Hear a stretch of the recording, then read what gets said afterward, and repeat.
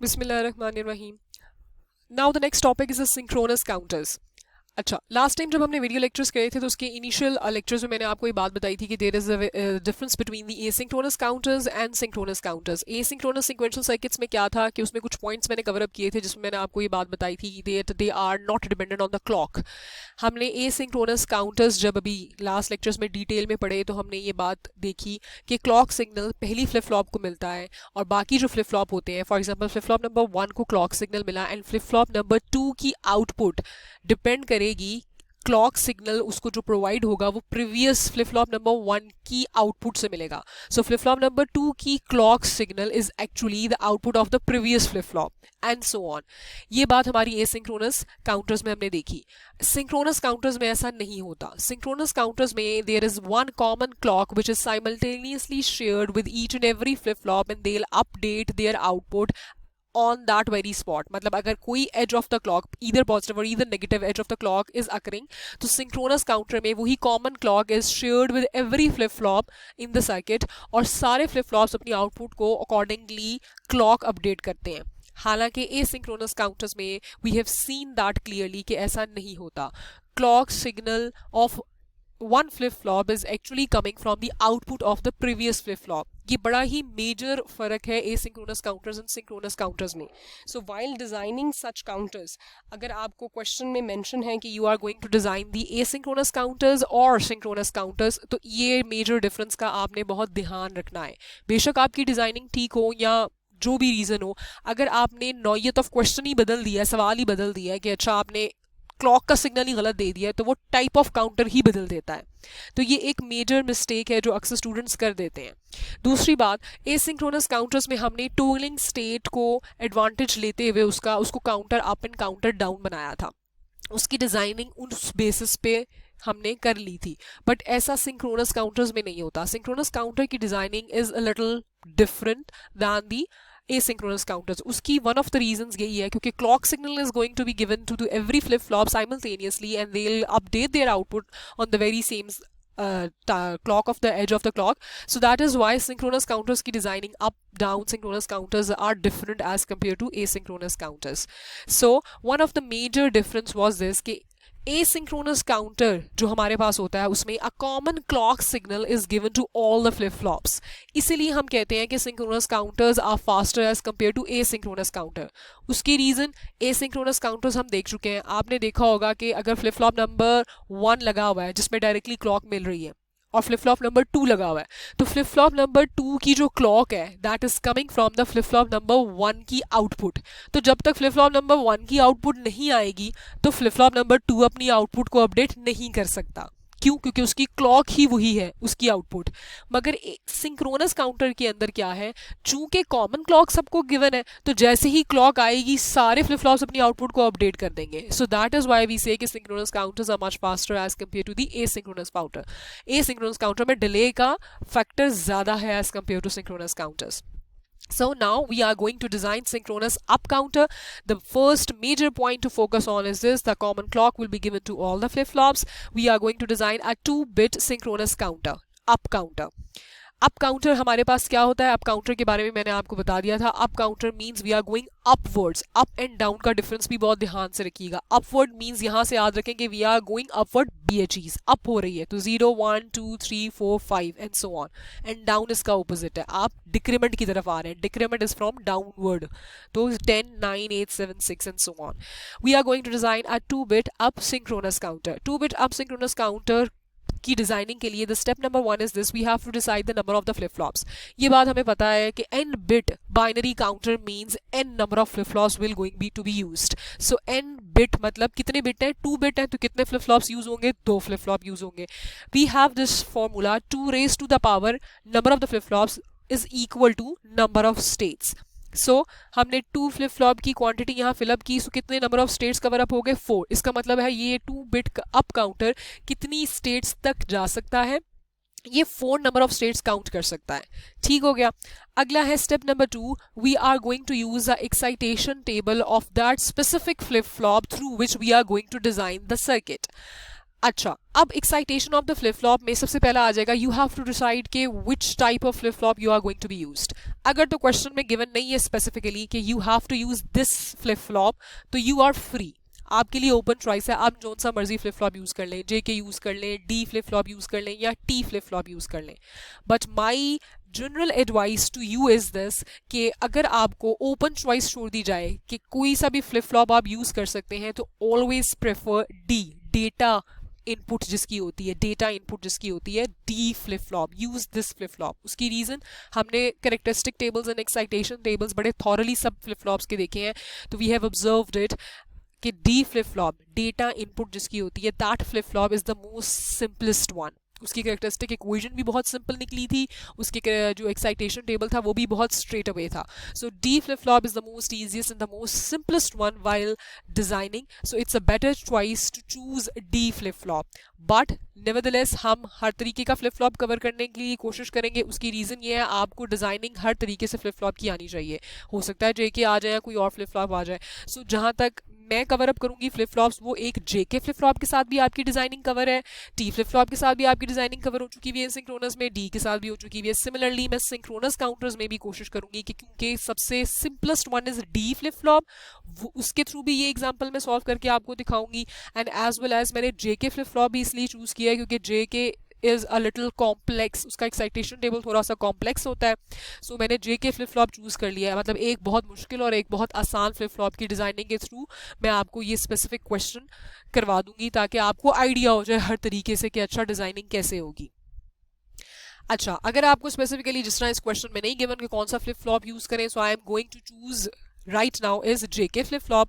जेके flip flop का excitation table हमें मालूम है ऑलरेडी, सो ये टेबल मैंने फटाफट लिख लिया, या ये आपको गिवन भी हो सकता है, कुछ क्वेश्चंस में होता है, 8 टाइम्स एग्जाम्स में ये दे दिया जाता है, दे दिया जाए तो इट्स गुड, अगर नहीं हो तो आपको ये याद वैसे ही रखना है। एक्साइटेशन टेबल्स मैंने आपको बताया, you have to remember the excitation tables of all the flip flops. So flip flop का एक्साइटेशन टेबल मैंने जो फ्लिप फ्लॉप चूज किया उसका मैंने एक्साइटेशन टेबल लिख लिया। Step number 3 involves the state diagram and circuit excitation table. Circuit excitation table किसका? Required designing का, जो रिक्वायर्ड सर्किट डायग्राम हमने बनानी है, ये टेबल उसका है। एंड ये पूरा का पूरा टेबल हम खुद फिलअप करते हैं, ठीक है, क्योंकि ये हमारे रिक्वायर्ड सर्किट का टेबल है। स्टेट डायग्राम हम क्यों मैं प्रेफर करती हूँ बनाना, state diagram is always preferred by me because वो आपको बहुत अच्छे से आइडिया दे देता है कि how you will going to construct your this excitation table of the required circuit. So I prefer making a state diagram. State diagram में हमारे पास क्या है, काउंटिंग नंबर ऑफ स्टेट्स हैं, ये कितनी स्टेट्स काउंट हो सकती हैं, 4 स्टेट्स का मतलब है हम 0 से लेकर 3 तक काउंट कर सकते हैं, और 0 से 3 ही क्यों काउंट कर सकते हैं, we are talking about the up counter, ठीक हो गया। This is the decimal representation and this is the binary representation of the state diagram. Either one you can construct just for the understanding sake. So we are starting at the 0 level. क्यों हम हमेशा initial level से start करते हैं, 0 से हमने start करना है और काउंट अपवर्ड करना है, ये हमारी रिक्वायरमेंट है, ठीक हो गया। अच्छा, इसका मतलब है कि मेरे टेबल में कौन से 2 कॉलम फिलहाल डिसाइड हो गए, present state and next state, ये डिसाइड हो गया। क्यों? क्योंकि जब काउंटर काउंट करेगा तो there are 2 states under consideration, जिसमें काउंटर मौजूद है और कौन सी नेक्स्ट स्टेट उसमें उसने जाना है, ठीक हो गया। अच्छा, अब प्रेजेंट स्टेट के अंदर चूंकि मेरे 2 फ्लिप फ्लॉप्स हैं, तो I assume my flip flop number, I have given the name to flip flop number A and flip flop number B, ये 2 मैंने फ्लिप फ्लॉप्स चूज कर लिए। अच्छा, ए एंड बी का मतलब है आप कोई भी नाम रख सकते हैं, 1 2 भी रख सकते हैं, डज नॉट मैटर। मैंने चूज किया जी flip flop number A and flip flop B are the names of my flip flops. Present state में मैंने लिखा है flip flop number A and flip flop number B का मतलब है उनकी 2 outputs will gonna be considered to be counted as a state. So Q B and Q A मेरी present state होगी, ये एक फ्लिप फ्लॉप बी की output आ गई और ये फ्लिप फ्लॉप नंबर ए की आउटपुट आ गई, ये प्रेजेंट स्टेट के 2 कॉलम्स बन गए। नेक्स्ट स्टेट के कौन से कॉलम्स बन, नेक्स्ट स्टेट में भी चूंकि मेरे पास 2 फ्लिप फ्लॉप्स हैं, उनकी 2 आउटपुट्स अंडर कंसिडरेशन है। सो नेक्स्ट स्टेट में दिस प्लस रिप्रेजेंट्स, जो मैंने अपवर्ड लिखा हुआ ये plus represents the next state. So Q B plus and Q A plus उस दो फ्लिप फ्लॉप्स की दो आउटपुट्स जो अंडर कंसिडरेशन आएंगी वो Q B plus and Q A plus हो गई। अच्छा, एक बात याद रखिएगा, सिंक्रोनस अप काउंटर में आप किसी भी फ्लिप फ्लॉप को लीस्ट सिग्निफिकेंट या मोस्ट सिग्निफिकेंट कर सकते हैं, ऐसा ए सिंक्रोनस काउंटर्स में नहीं था। इफ यू रिमेंबर, मैंने ए सिंक्रोनस काउंटर में बताया हुआ था कि आप स्पेसिफिकली किसको एलएसबी काउंट करते हैं, किस फ्लिप फ्लॉप को, उसकी आउटपुट को, और किसको एमएसबी काउंट करते हैं। सिंक्रोनस में इस चीज की थोड़ी सी इजाजत होती है कि what ever you choose, but what ever you choose का मतलब है आप जब ये टेबल कंस्ट्रक्ट कर रहे हैं उसी दौरान आपकी ये डिसीजन हो गया कि आपने मोस्ट किसको रखा एंड लीस्ट किसको रखा, और आपका design will be according to your this table.